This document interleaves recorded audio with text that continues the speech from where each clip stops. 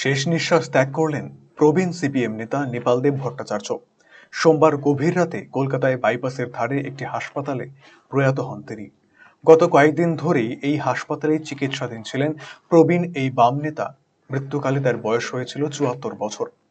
ছাত্রাবস্থা থেকেই বামপন্থী রাজনীতির সঙ্গে জড়িত ছিলেন নেপালদেব। এসএফআই এর সর্বভারতীয় সাধারণ সম্পাদকও ছিলেন তিনি।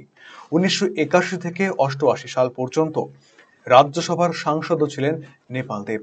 পরবর্তী সময়ে ১৯৯৭ সালে দলবিরোধী কাজের অভিযোগে নেপালদেবকে সংগঠন থেকে বহিষ্কার করেছিল সিপিএম।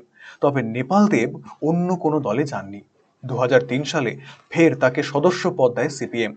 পরবর্তী সময়ে দলের রাজ্য কমিটির সদস্যও হয়েছিলেন তিনি।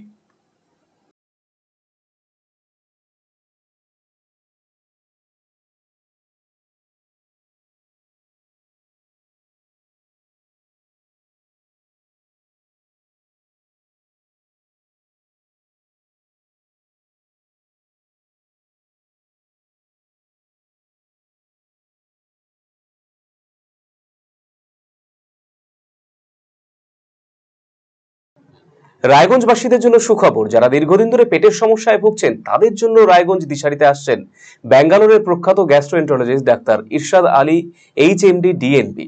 এখন থেকে প্রতি মাসে নির্দিষ্ট দিনে ডাক্তারবাবুকে দেখাতে আজই যোগাযোগ করুন দিশারি হেলথ কেয়ার, উকিলপাড়া, রায়গঞ্জ শাখায়।